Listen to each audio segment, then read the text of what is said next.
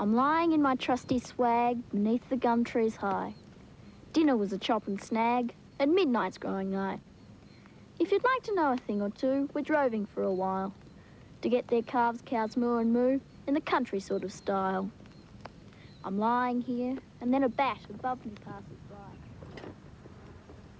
When the sun rises over the Dargo high plains, you start to realise why this country is so special to the mountain cattlemen. Today, Doug, together with his family, a few friends, and of course me, are mustering the cattle to perform a task called salting. Now, with the salt, why is it you need to put it on the soil for the cattle at all? Well, they got a natural craving for it. It's really like a kid with lollies. They have got a natural craving for it, and it's also a way we use to muster in the autumn. They get used to it, and Good way to get them in. yeah, good way. Yeah, it's the only way really you can get them all. Yeah. Ben says the soil on the high plains lacks a natural form of salt, so to keep the cows in top shape, it has to be supplemented. And when there's 600 head of cattle roaming around up here, that's no mean feat. Ben is Doug's oldest son, and like his younger brothers and sister, the high country is in their blood. I just think there's a real pioneering spirit in the mountain cattlemen, and I think there's a real ruggedness, but a real sort of a sensitivity about a mountain cattleman and the way he really treats the land, and also his horses and cattle, and also what I've found towards other people as well. While Ben believes mountain cattlemen do care for the high country, over the years there's been a lot of discussion about what effect the cattle have on these pristine alpine environments. Some want cattle banned from these parts for good. Doug obviously doesn't agree. There's a lot of misinformation about so many aspects of the environment. Our cattle grazing has been going on up here for 150 years, and I think if you took them away, you wouldn't see any change for years and years and years, except a build-up of fuel from a fire's point of view.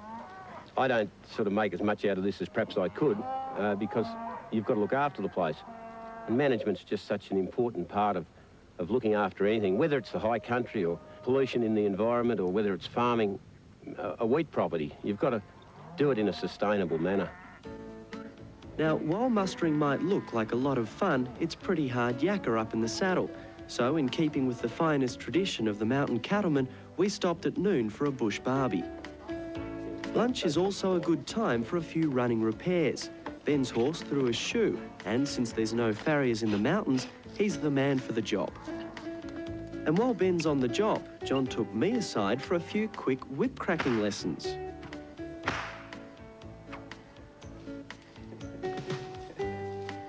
I don't make much of a student, and when Kate came over and made a complete mockery of me, I was just about ready to pack my swag and head home. But there's still more work to be done.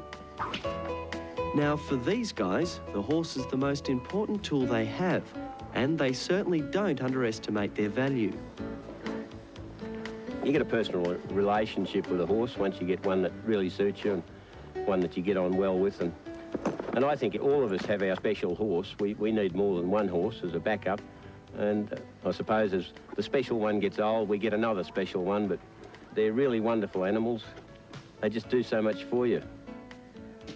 With all the high country has to offer, Ben had the brainwave of opening up the whole experience to the general public. They now run cattle musters a la City Slickers, and in its early days is proving to be quite a success.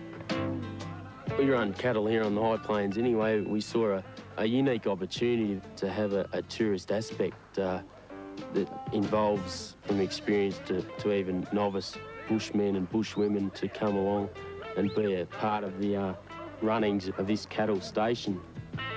But what you'll never experience in a day on the high plains is the camaraderie between the mountain cattlemen, a feeling that will probably see the likes of Doug and the boys end their days up here.